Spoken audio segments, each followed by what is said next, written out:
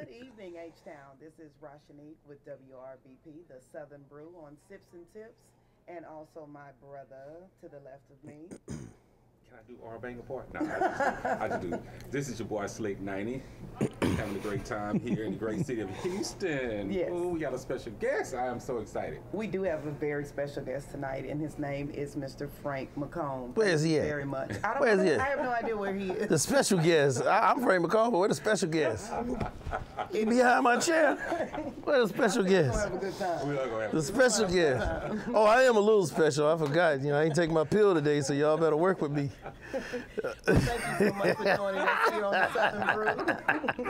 I thought I ain't take my pill, so I am a little special tonight. None of us are taking our medicine, so just come on in and join the ride. Hey, this real bad when you're taking no medicine and you didn't get no sleep either. No, mama. I took my. I don't know about them too. Well, it's wonderful to see you. Glad you're doing well. Everything going okay? Going real good. Just don't let the little yellow bus find us. We all right.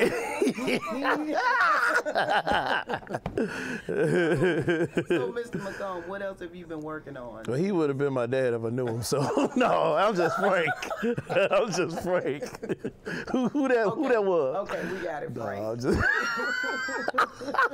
hey, that's what 3 hours of sleep and 2 flights are due to I you. get it. I got it. So, what have you been up to since? Let's start from the beginning. Since Love Stories. That's a whole lot. We got how much time we got? We got so much time.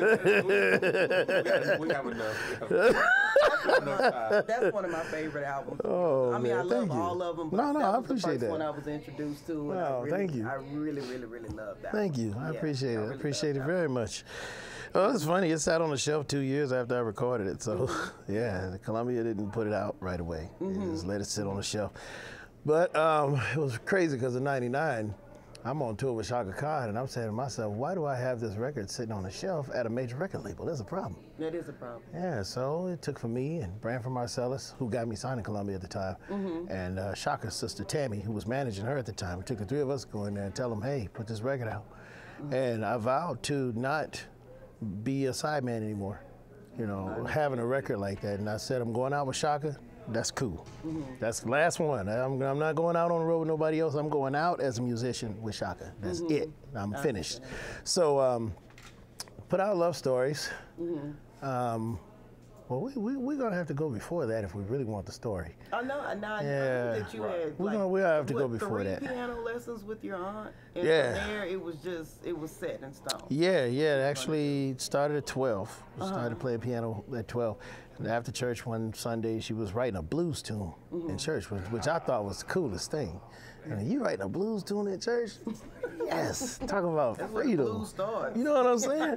So I was like, Lena, you got to show me how to write and do all of this stuff you're doing. So she was like, okay, yeah, I'll show you. Well, we get back to my mama's house, and she comes over to the house and pulls this Tinker Toy Casio that she thought was like the bomb keyboard. It had the little drums on it and 1 speaker. And she take it out of the truck and put it on the dining room table and say, come here, Red. So that's my name. My grandmama called me Red Boy. Grandmama called me Red Boy, but my aunt Lena was like, Red, come here. That's it. I don't want to learn today. Right. I said, you don't play with Auntie Lena. You're going to sit yourself down and you're going to learn. This is a C and D and F and G. Yeah, man. She was just 2 steps away from cracking my knuckles with the ruler.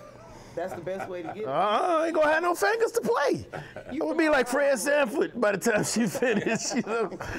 Man, so I sit there and I learn. I said, well, I done got myself into it, so I go on and take the beating. And she taught me for 3 Sundays in a row for 1 hour a Sunday. And do the math, I had 3 hours piano training. And that's it. That was it. She had to take on a new job and it was over. Right. So, well, the teaching was over, but I got hold of my mother's records. And it's funny, I was just telling somebody just not even 2 hours ago that the family across the street from us at the time had this, y'all remember those record players where the speakers fold in and you can carry it and then you take the speakers out. That might be.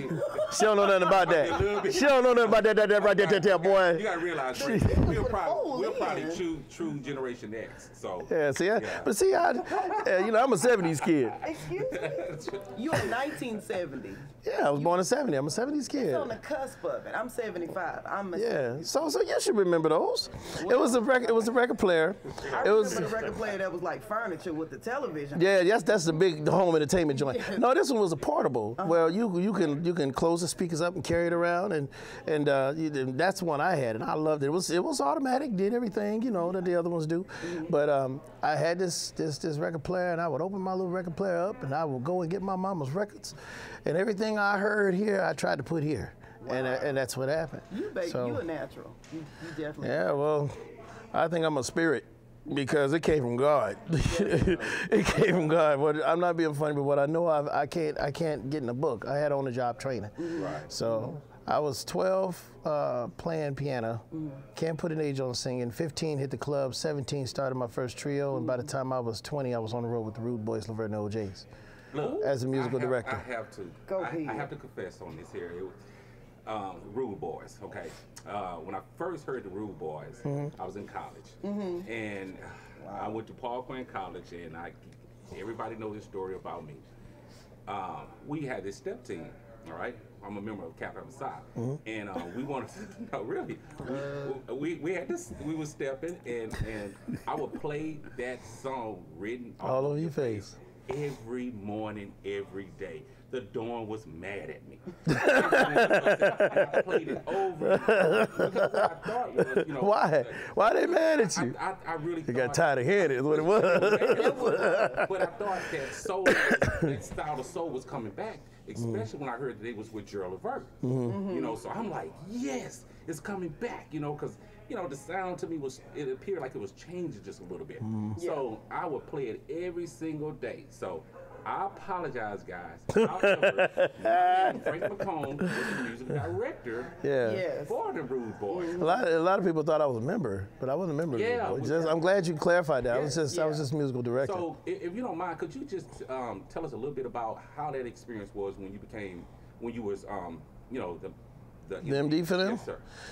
Well, actually, there was a guy named Cliff Colson who lives right here in Houston now.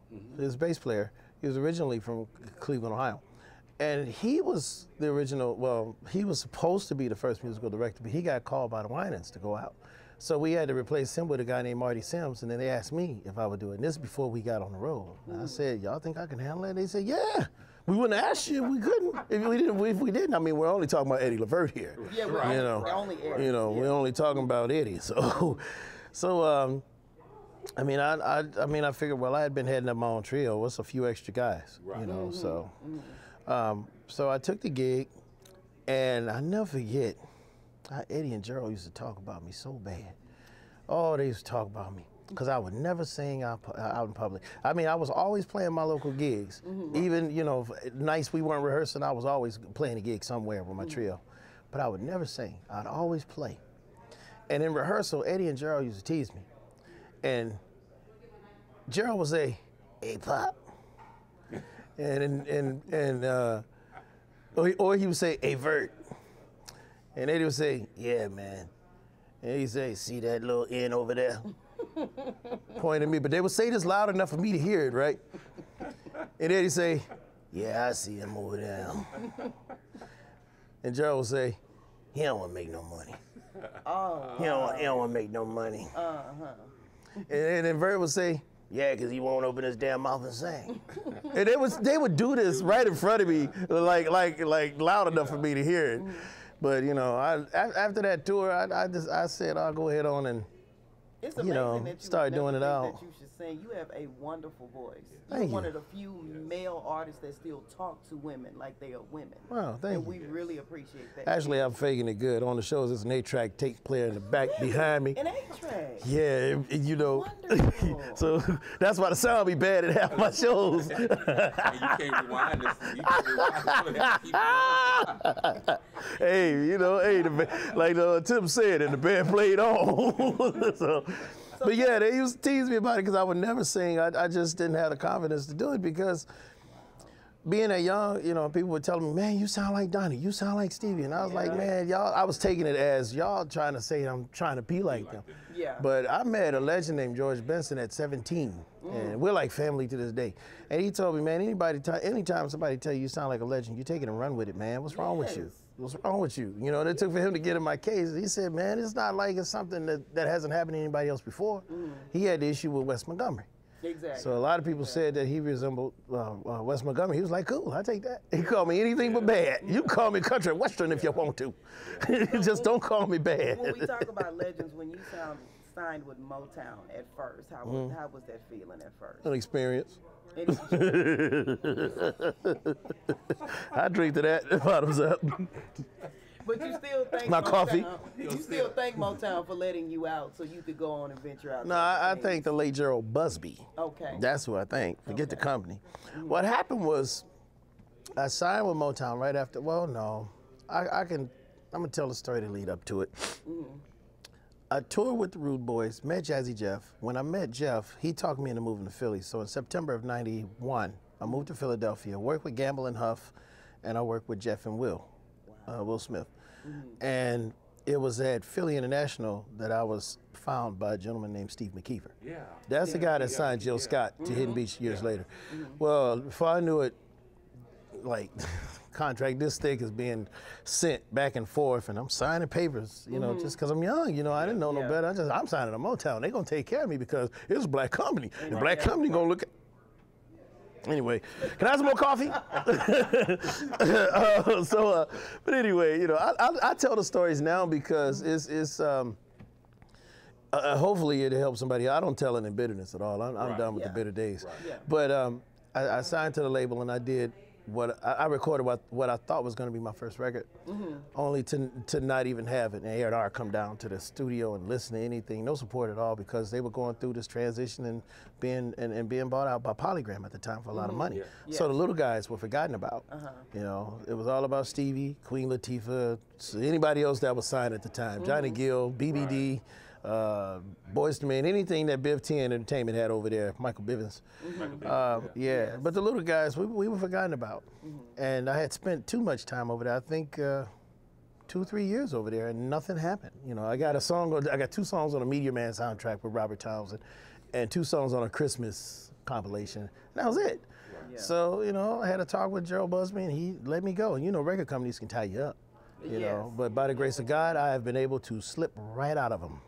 So Busby let me go, and I got a call from Branford Marcellus saying, hey, I want you to come out with this group called Buckshot LaFunk. But what happened was he ended up having me demo this song that Elton John did in the 70s, around 72. Mona Lisa's at Mad Hatter's. And I demoed this song, and I got a call from them saying, hey, Branford wants to meet you at Sony Studios, blah, blah, blah. Cut the song in 45 minutes, and Branford looks at me and says, man, for the money I'm paying you, I plan to work your AWS all night. And I looked at him and said, think about it, Branford, that's why you paying me the money you paying me. And we became like brothers ever since. We've been tight ever since. So I got the call from him to go on the road. And when I met him at this rehearsal studio, Third Encore, North Hollywood, California, I got there and there was 2 keyboard rigs set up. I thought I was just gonna be standing up singing or whatever, which is something I really don't do with these crooked legs of mine. I ain't too far away from Jennifer Hudson. Y'all saw that video footage, didn't you? Legs in like this. Baby, who did you listen to? I'm tell Jesus on them for you. So anyway, so I'm like, you know, I got them crooked legs, you know. Hey, but you just don't listen to everybody. Come on now, have a mind for you. Have your own mind. You can't be up there looking like that now. Come on. No, you're right. You can't do that. I tell on myself. So nobody else getting no mercy. Well, no pity. I give mercy. I don't give pity to nobody. I don't care where the hell they from. And I'm gonna be honest with you. And I'll tell you the truth. I'm gonna be honest with you. I got some crooked legs, and you ain't gonna catch me in no shorts on stage. Bike is short at that. Amen, huh? So you worked with a ton of legends. You mentioned Shaka Khan, Prince, Rapper Marcellus. Who have you not worked with? Who you want to work with? Whoever want to work with me. Okay. How about that? But see, and I'll say why. I'll tell you why, and I'm gonna just keep it real with you, because that's all I know. Everybody, well, I don't say everybody, but a lot of people out there know who I am, and they know how to find me. And I hear I want to work with Frank. I want to work with Frank. My phone ain't rang yet, and my email ain't blowing up yet. But I can say that I got to give props to Najee. Najee is the man. Najee, I just did a tune for his album, his new album coming out. You, Me, and Forever is the name of the album. And it's funny because he called me and was like, I need a title track. And I'm hearing Signature. I said, okay, cool. In a week, I wrote, tracked, recorded, vocals, everything on this song. It was finished in a week, literally. And it's done right now. Just mastered the album and everything. But he called me and said, man, I had a conversation with the record company, and they love the song. But the word signature is being used by so many people. So that's what knocked me out of getting the title track to the album. That close. But you know what though? I'm gonna look at it I'm gonna look at the bright side. Let's make a single of it and make a hit. And y'all can keep the title track. So, but yeah, Najee, he's like, man, I've been wanting to work with you forever, let's do it. So that's been done. But you know, that's why I said whoever wants to work with me is who I work with, you know. But I will say, I mean, a lot of people think that Frank McComb is all about Donny Hathaway and Herbie Hancock. No. I wouldn't mind getting in a room 2 days with Dr. Dre. Whoa. Okay. 2 days with Dr. Dre, 2 days with 50 Cent. I was just telling somebody that in the car on the way in. Yeah. Fantastic. I mean, I've done gospel with Fred Hammond, John P. Key. I've worked with those guys. I've done Brandon Marcellus with jazz, with Prince, R&B. Yeah. I mean, I did some stuff with Jeff and Will, you know, back in the day, but if it was somebody I really had to choose, I'd say Dr. Dre. Frank, so yes, sir. You mentioned one of my greatest producers out of Philadelphia and Gamble. What was it like? And the reason why I asked that is that everyone who knows Slick 90 know how big fan I'm that music. You know, I almost make you start crying sometimes. I understand. No, I understand that. I can relate to that. I can relate to that. I mean, yeah. Really, you know, I can relate to that. And a lot of people like myself, you know, never got a chance, and maybe one day I'll be able to meet them to ask certain questions. But working with them, just seeing their style, being there, man. Tell me a little bit about that experience. That I have to admit was kind of surreal. That was surreal.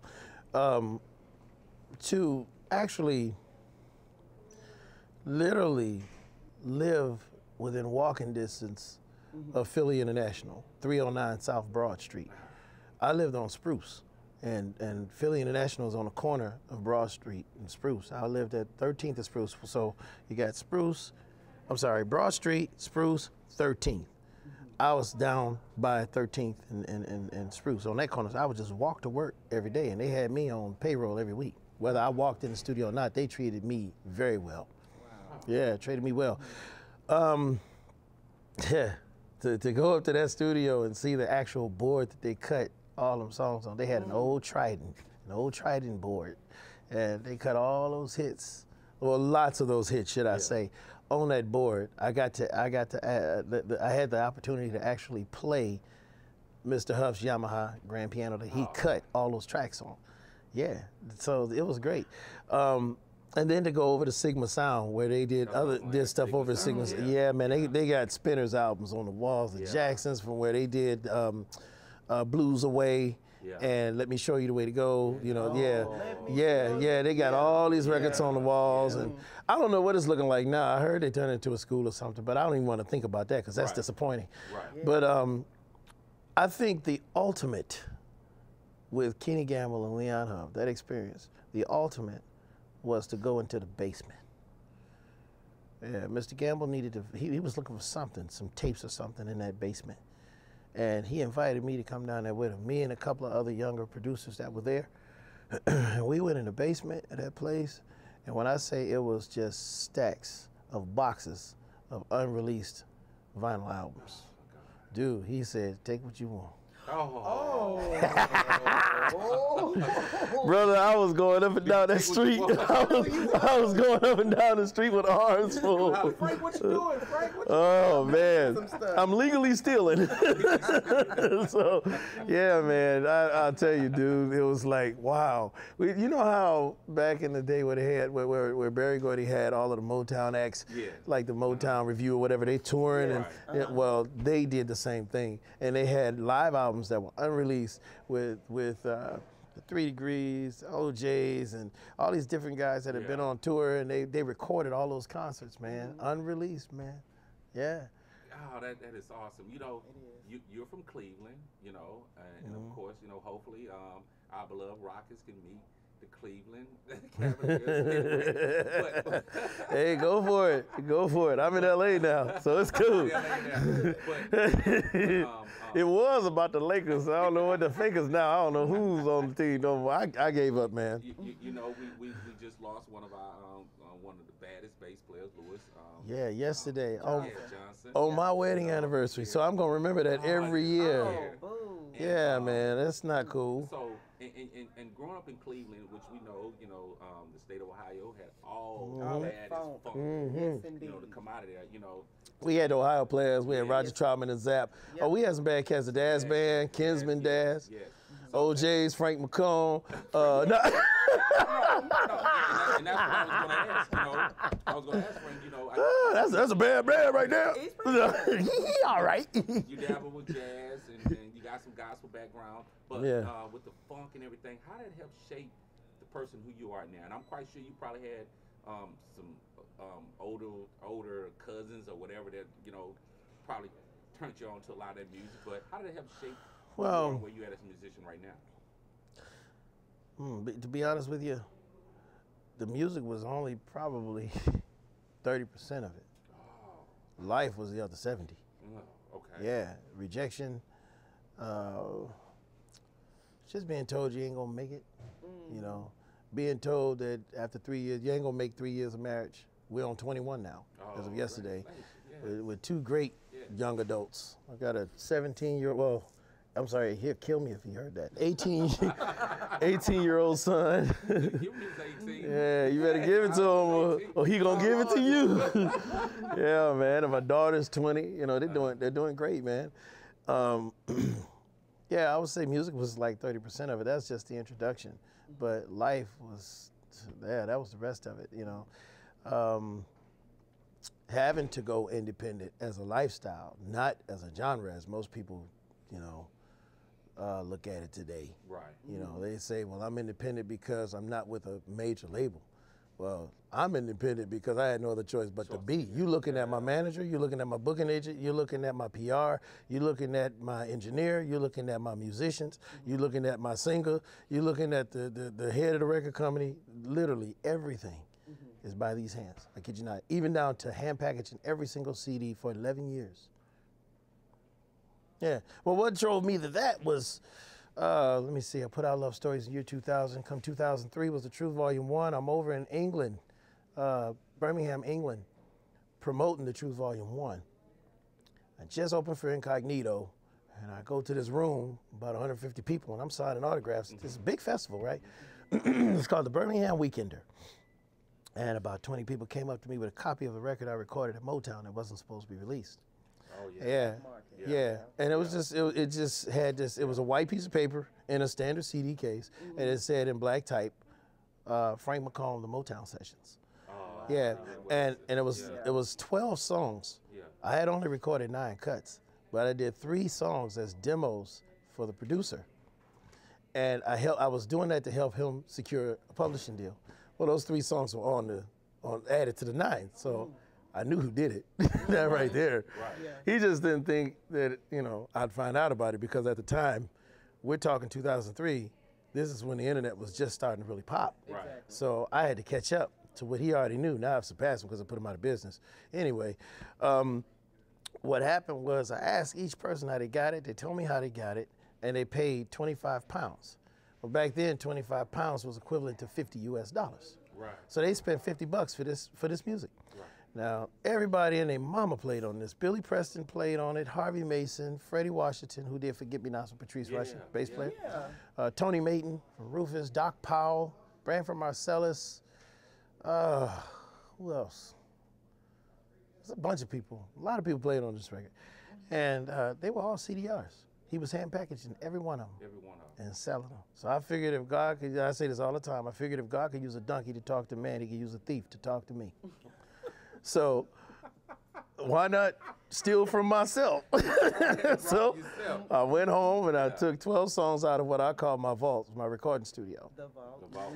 Yeah, because I was always recording music, so I pulled 12 songs out the vault, and I went and got me a laptop, and I was burning them one at a time in the laptop. And I would write on it with a Sharpie, Frank McComb, straight from the vault. And that's how that record was born. I had a show in Cleveland. I took a duffel bag full, and I told my story. I sold the whole bag that night. So the money I made from the show, I took care of home, but the money I made from the CDs, I put back into making more CDs. I had a show with Layla Hathaway up in Oakland, California, at a place called Yoshi's. And In Jack London Square. Yeah. I love that place. sold the whole bag. We had 4 nights there. Sold the whole bag in the first night. Yeah.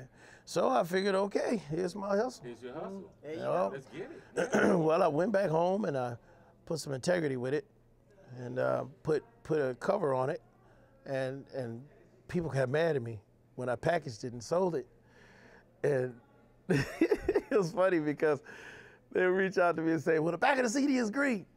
I said, "And?" The CD work, right? I said, "Well, like Barry Gordy said, it's what's in the grooves that count." Yeah. There you go. This wasn't. I said at the end of the day, when you strip a silver CD down and you strip a green CD down, they're gonna be clear.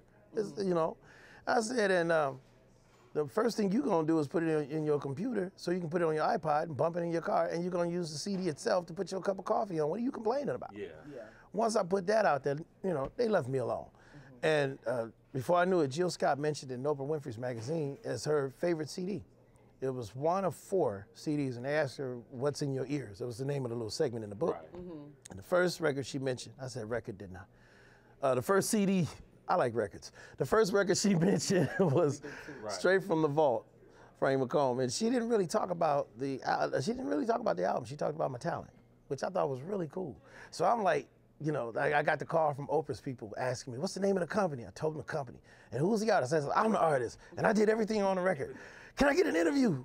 "Oh, yeah, we'll give you an interview." I'm still waiting on that interview. Still waiting. Waiting for that love. Yeah, you know what I'm saying? I ain't getting the bed. They never called me That's a back. good question for you. What is in your ear right now? What's in my ear right now? Yeah. The new record. The one coming out in Record October, number right? 14, baby. Oh, And it's my 12th one that I own on my own label. That's So wonderful. on my own masters. That's absolutely So right now it's a 4-song EP out called Soulmate, and I put that out as kind of a tie over, just to hold me over till I can get the whole record done. It's my first record in 5 years. My first studio record rather in 5 years. A New Beginning was the last one in 2010. So before this year is over, I will add another 6 or 7 tunes to these 4 songs, and the complete title is Soulmate, Another Love Story. That's going to be the name of the album. That's close to, is it a tribute to the Masters? Oh yeah, that's the instrumental joint. Yes. Yeah, they came out in Love Your 06. Voice. December 1st, 06. I love your voice. No. A lot of people, I'm shocked. A lot of people like that record. Yeah. I'm shocked. It caught me off guard. I'm shocked. It did, and great musician. Wow, thank you, man. So that's Appreciate that's one of my it. favorites. Because you're talking about those, people who, you're paying homage to. Yeah. That's what it sounds like to me on there. Yeah. Wow, thank you. This is what we like to do on Sips and Tips. I'm gonna try this here, all right? Okay. Long as I don't have to sing, because I don't have no throat. No, you're not gonna sing. You're not gonna sing.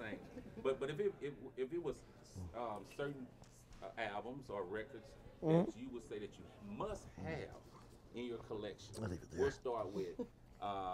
Since you talked about Dr. Dre and hip hop, we'll start with hip hop. If it was a must have, The Chronic. The Chronic. All right. Man, that is my bad. That's a bad. That's a bad album. That's a bad. And the cool. The Chronic easy. It is. And what Yeah. I love about that is Laid how back. they just brought their own style of the gangster funk, and they were using Parliament and Oh yeah. back to funk, Oh yeah. So, Oh yeah. Blue Eye Soul. I think Wild and Peaceful, Tina Marie. Yeah. But then you do something with Tina Marie. Tina. You work with her. Tina was the very first person to employ me when I moved to LA. Yeah, me and Tina had history. lady. She became, Tina was like my sister, man. We clicked real quick. What happened was when I was living in Philly, there was a bass player named Doug Grisby. Doug was a musical director, and he called me to do some recording for him. at some studio in Philly. It was for Regina Bell and Chris Walker. And he had to call Tina about some arrangement for something. And he had her on speaker. No, he didn't. He didn't have her on speaker. He put me literally on the phone with her. And he told her all about me, yada, yada, yada, yada. And he put me on the phone, and I said, Tina Marie, for real? She said, yeah. How you doing? I said, I think I'm okay. I think I'm all right. I'm on the phone with you. So we got to rapping. We talked for about 10 minutes on the phone. And she said, well, listen, if you ever make your way to L.A., and this is before I ever knew I was going to move to L.A., she said, if you ever make your way to L.A. and you need a job, you got it. And she had never heard me play or sing. She just went on Doug's recommendation. I said, cool, okay. Not knowing I was going to, not too long after that, sign a deal with Motown, move to L.A., because I moved to L.A. November 9th, 1992. Mm-hmm. Actually, it started as a visit. Mm-hmm. And I never went back. I said, no snow? I'm cool. I know that. I'm real cool. Yeah. So I visited and never looked back. So I had my stint with Motown, and a few years later, the mess with Motown, showed itself. So I left the label and I needed some work, and I called Tina, and sure enough, she said, well, it's funny you called me because I got a show coming up for New Year's. I said, really? She said, yeah, Reseda Country Club. You want to play? I said, yeah, I want to play. That's why I'm calling you. So we used to rehearse right there, 1000 Laguna, the house that she passed in. We used to rehearse right there in that house. And Lenny Kravitz lived with her, too. Sure did. Yeah. And she looked out for a lot of people. She did. She looked out for a lot of people, man. Man, Motown lived over her, too. Yeah, she had to take them out. She got a Tina Marie law because of it. She had to take them out, yeah. Yes, she did. Royalties, and yeah, she had to be treated right. #1 soul album, besides Frank McComb, but #1 soul album that you have to have. I mean, 1972 Atlantic Records, Donny Hathaway Live. A lot of Yeah, Donny Hathaway Live. That is so raw. Make you start crying on that one. Such a raw record, man. Yes, it will. Raw record. But you know what? It's a few of those. It's kind of hard to say one. I know it's hard to say one, and that's why that's what happens when we do on Sip Till we put you in this box. You got me in a box for real with that because I want to say talking book. It's hard to say. It's hard to say what's going on. Marvin Gaye. Yeah. When he's sitting in the white chair like this. Yeah. The White Album cover with the wicker chair like this. And some folks think that's a greatest hit. I say no, that's not. No, that's the real record. The album. Album. ALBLUM. The album. At the album. Yes, it is. Yes. The album. So I know many of the great artists, which you are. Hold on. You didn't ask me about Straight Ahead. Oh. Oscar Peterson, we get requests. I was ready. Oscar Peterson, we get requests. 1964, I think. So scratch. Okay, then. Well, let me say this is. Now you gonna hit me with a hard one. Watch that boy. You're down here doing a show in Houston. Right now, you're down here doing a show, and you have some jazz artists there. So we lost Mr. Joe Samples. Okay? Yeah. So I thought of that on the way in. The best Jazz Crusaders or Crusaders album. It's easy. That you have to have. It's easy. Okay. What's the white one with the white one with them all standing up? The Images. That's the name of it. Images. Okay. That was my introduction. Okay. That was my introduction to the Crusaders. That's a great one too. But Images was my introduction because what was I, like 7 years old when that record came out? And it's funny because don't lose your thought. I had a conversation with Joe Sample. Try to remember it. I had a conversation with Joe at the reopening of the Howard Theater. I think it was April 10th, 2012. Or was it 13? I think it was 13 maybe. And it's funny because that's the last night I saw Joe and George alive. Because George Duke was the musical director. George was like family to me too. Right. I mean, I could call George literally in the middle of the night and he'd give me advice. I kid you not. But Joe, I had a conversation with Joe. And I told him, I said, man, my trio used to play Carnival of the Night from the Street Life album. Back when I was in the clubs as a teenager, back in the '80s, and I always got tripped up on these changes coming out of the bridge. Can you tell me what they are and can I record them? He said, yeah, get your recorder. I got it now. I played on my radio show when he died.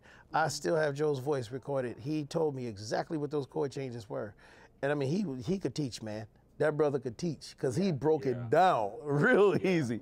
And then when I got to the piano, I played what he said.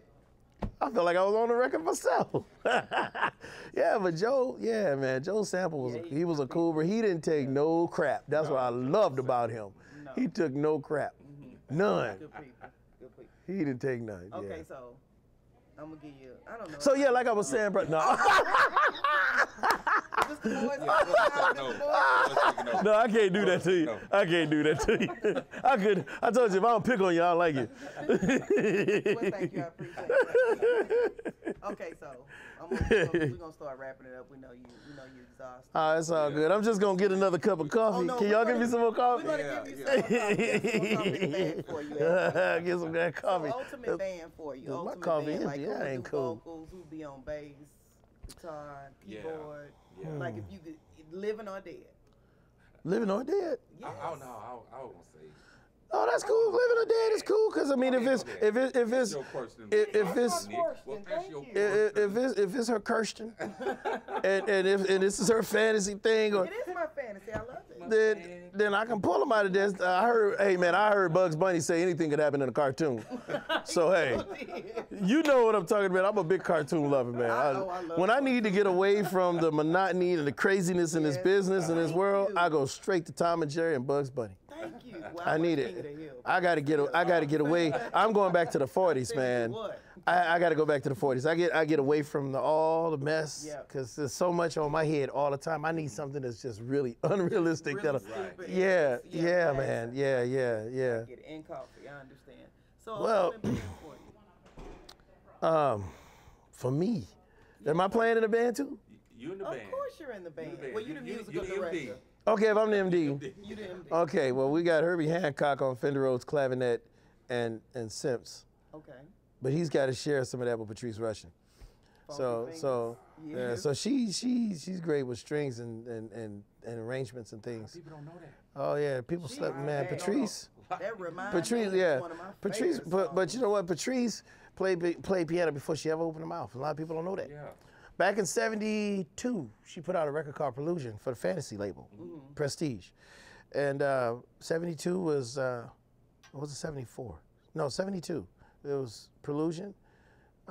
'75, I think, was Before the Dawn, or '77 was Shouted Out. And then she started singing on those records, and they were like, we don't do vocals. We want instrumentals. Right. So she ultimately left the label and went over to Elektra, and then put the biggest hits out. So I know Prestige is like kicking themselves in the butt. But Shout It Out, that album was between that and Headhunters. Those two albums really, really impacted me as a keyboard player coming up, and I've been blessed to tell both of them that. Okay. Yeah. That is a dream. Yeah, you know when George Benson and Al Jarreau did that duet album. Oh, I love that album. Give me tonight. No, this was a duet album they did. Yeah. Yeah, some years back. George Benson and Al Jarreau. They did a duet record together. I hear this, but I have it. Yeah, and I was in the studio with them when they did Miles Davis's Tutu, and Herbie's on piano, Patrice Rushen's playing additional keys, and I'm sitting there losing my mind because George invited me to the session, and I was like, oh my God! And mind you, she played the very same Fender Rhodes that she played on Remind Me. She played on that record. That is my ultimate one of my favorite songs. that same Rhodes. That is a jam. So, Yes, it is. but yeah, Herbie and Patrice would definitely have to cover keys. They would have to cover keys. I wouldn't mind having Jaco Pastorius on bass. What other instruments are allowed in this band? It's your band. It's my band. I'm a big John Scofield fan when it comes to guitar. John Scofield or Stevie Ray Vaughan. Oh, And- we were just talking about him. Well, you can have more than one guitar, so we can have both of them. We can have both of them. We'd have to slip Chick Corea in there somewhere. It's just gonna be oversaturated with keyboard players. It's gonna be oversaturated with yeah. I gotta have Wyndham Branford covering sax and trumpet, Exactly. and Delphio on trombone. I gotta have the Marsalis family. Drums, that's a really hard one because drums, that's the heartbeat of my band. And that you'll see that on the show tomorrow. That's the heartbeat of my band. Oh, we will. So on drums, I would have to say, depending on the song, because I'm versatile, depending on the song, if we're doing straight ahead, it's Tony Williams. Okay. If we're doing old school soul, it's got to be Bernard Purdie. And if we're doing fusion, it's Harvey Mason. And see, So James Brown had 2 drummers. Why can't I have 3? you can't, you're right. but I know, and a lot of people don't know that you play drums. Yeah. And you like pocket. You like Yeah, you ain't got to do all that. I can't do all that flashy stuff. I leave that on them. But I'll sit there and pocket you to death. Oh, Lord, I'll pocket you to death, man. Let me tell you something. One thing about drummers, and it's not that I try to come down hard on them, but if a drummer doesn't do his homework, now the bass player in my band, he can skate a little bit. Right. And I can just, if he cut up, I got a keyboard on top. Right. I just tell him to lay out and just do it myself. But when a drummer mess up, Everybody knows. it's big. It's big. If the drummer doesn't study, if he does not study the music, or at least, listen to the music, not hear it, but listen to the music. There's a difference in hearing and listening. And if he doesn't listen to the music to where we can get through the show, we got a problem. Yeah.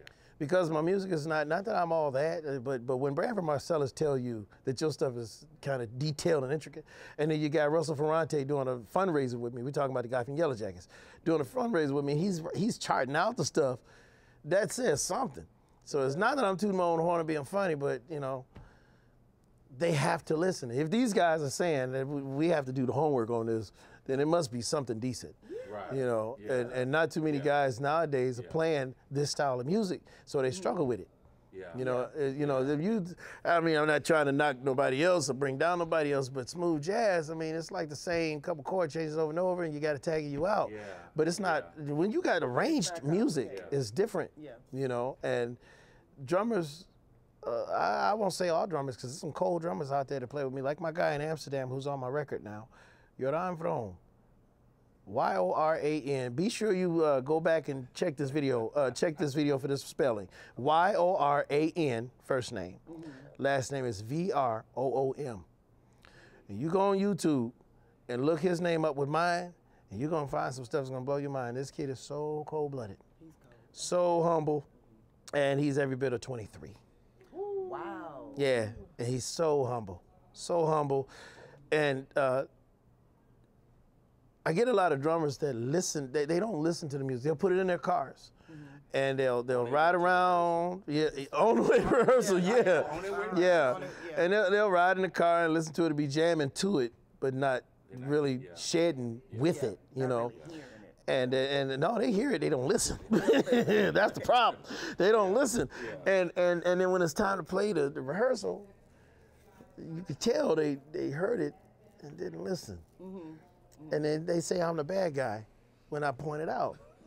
I get this all the time. I don't get this with bass players, but it's my fault. It's your fault. It's my fault for pulling you to the carpet. Yeah. Bass players I really don't have that problem with. I really don't, check out Glenn Gaddum, G-A-D-D-U-M. He's on the record as well.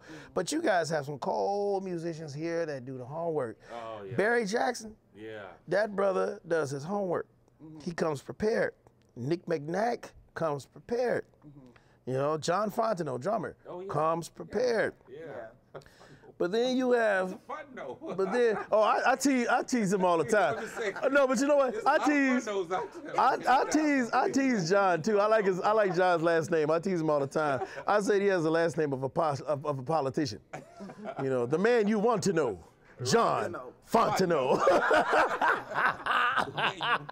The man you want to know, John Fontenot. It's like a a politician. Sorry.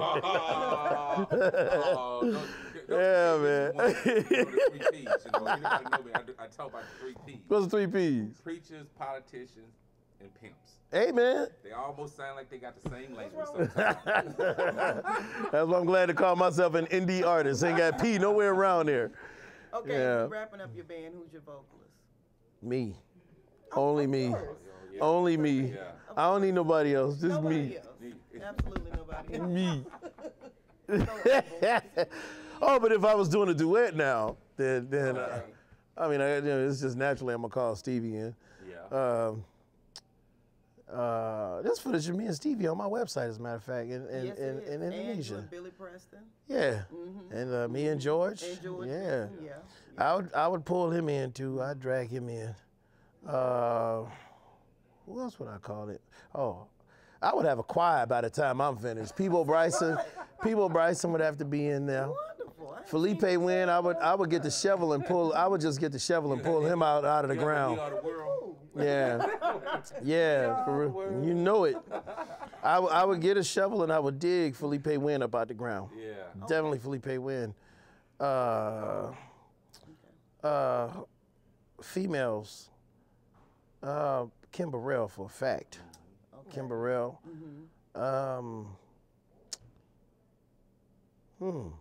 Females. That's a good question. So I don't want to deal with all that drama. Yeah, I don't deal with all that drama. Oh, because men don't have any drama. Well, I don't deal with men. I don't need to deal with them. I don't need to deal with them. But that's one thing I can say about Shaka and Tina both. They were both musically minded. So it was no drama with them, ever. No drama with them. But I won't name no names, Lord have mercy. No, please don't. But Shaka and Tina were the coolest females that I had ever played for or worked with. It just, you know what, it doesn't surprise me. Just say, I was getting ready to say. They seem like they just cool. Yeah, they were very cool. They were very cool. Have you seen Shaka lately? Yes, I have. She looks great. Ooh, she looks good. She looked like old Shaka. Yeah. But I mean, I love old, new. It doesn't matter. She like. Yeah. I mean, sweet thing. Tell me something. She's showing something good too, because she's looking good. She looks. Yeah, Shaka's looking good. She looks amazing. She was a lot of fun to tour with. She was. Shaka was a lot of fun to tour with. Okay, so she was. We can go with y'all next time and, you know, just hang out. Yeah, I'm still waiting on the call back. No. Well, Southern Brew would definitely call you back. Hey, let's do it. Let's do it. Yeah. Well, we want to thank you so much for taking this time with us. Oh, it's all good. Treasured artists. Please keep up the good work. I am. We're not playing with you. How come I don't do that? Okay, I appreciate it. I want to say one thing before we go here. Okay. I have to give a shout out to Twin Soul. Yes. Let me say this here. The first time that, you know, one of the first time I've heard of Frank McComb, it came through Stacy from Twin Soul. She was bragging about Frank McComb. I had a chance, you know. I mean, I'm cut for him, you know. She said, no, he's going to be here, you know. And I'm going to have to name this establishment. But anyway, he was like, yeah, he's going to be at the Breakfast Club. I said, he's not going to be at no Breakfast Club. Who putting Frank McComb in the Breakfast Club? They had to break in somewhere. While they pumping their gas. You need to check him out right now. Yeah, man. So before we close, you know, on Sips and Tips, if you don't mind, can you give a quick tip to our Southern Brew listeners here? A tip? Anything you like say to the Southern Brew listeners? A tip? Don't cross the street certain ways. I'm going to tell you what I'm thinking about. I just said I wasn't going to tell you. When life gets tough, drink a lot of coffee. You know the cool thing is here, he keeps his signature look, you know, the hat and the whole nine. He keeps that. He keeps that signature look. Well, what tips would you have for, I tell you what, for up-and-coming musicians, you know, we're having a big issue right now in the inner cities where music is pretty much not in the schools like it should be, like how we came up. But if you had any tip for an up-and-coming musician, what would it be? Learn every job. Learn every job. Learn every job and know how to do them. You know, you don't have to be a pro at them, but know every job. And, you know, try to find all the help you can get, you know. But the moment they start slipping, you're going to have to throw some people off the ship and roll your sleeves up and do their job until you get somebody to replace them. Because you do not want your ship sinking behind somebody else because you cannot do the job.